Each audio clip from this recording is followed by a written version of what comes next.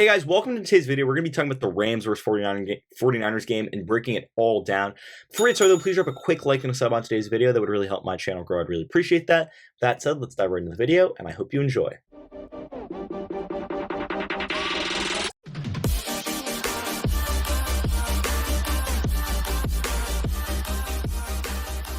What a crazy game here. Another really close, nail-biting finish. With the 49ers losing to the Rams 20-17. Remember, the 49ers came into SoFi Stadium in week 18 and beat the Rams to get that, that spot in the playoffs.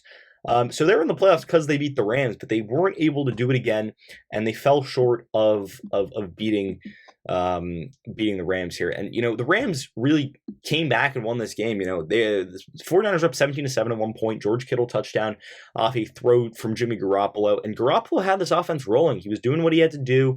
He was being smart with the football, making the right reads, but at the end of the day, the Rams defense took over this game, and they started giving the Rams offense some opportunities. And once Matthew Stafford got in a little bit of a throw, a little bit of a flow, especially in that second half. I mean, for parts of that game, I mean, his arm strength didn't look exactly there. His accuracy wasn't exactly there. Had an interception in the first half.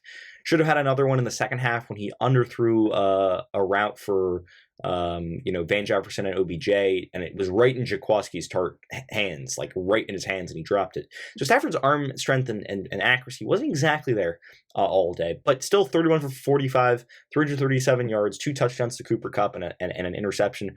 And I'd say that, yeah, the real turning points of this game were the effectiveness of Cooper Kupp and OBJ. OBJ's first 100-yard game in a couple of years at this point.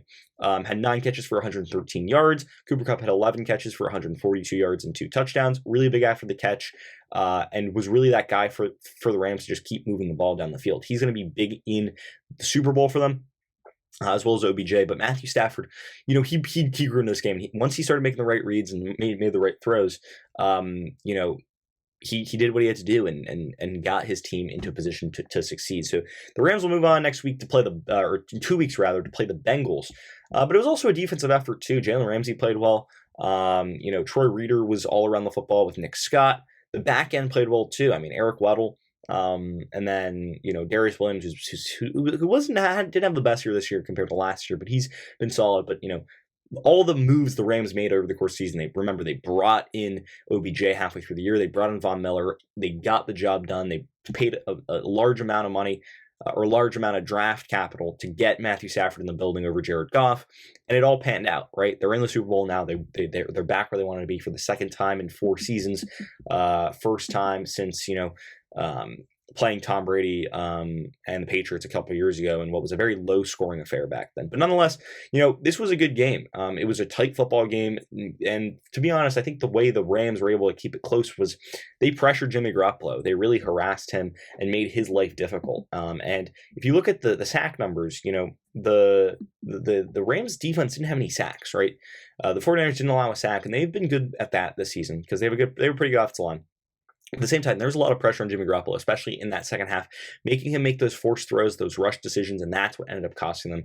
And then, if you look at the sacks allowed for the Rams, the 49ers had 2 sacks. So at the end of the day, the Rams defense did what they had to do. They got the job done, but the Rams offense is what won them this game. The total yards, 396, passing yards, 326, and they had more rushing yards than this 49ers team. And with that said, they also won the time of possession battle, which is a massive thing for football games. They won it by over 10 minutes, by 11 minutes, 35 minutes to 24 minutes, about. So big win for the Rams. They move on to play at home in the Super Bowl, which is the second time that's happened in 2 years after the Bucs won at home last year in the Super Bowl. But the Rams, Bengals, it's going to be a battle. A lot of potent offense, and 2 defenses that are on the rise too, especially the Rams. So that'll be fun. But the 49ers fall short of making the Super Bowl. Garropolo and company couldn't get it done.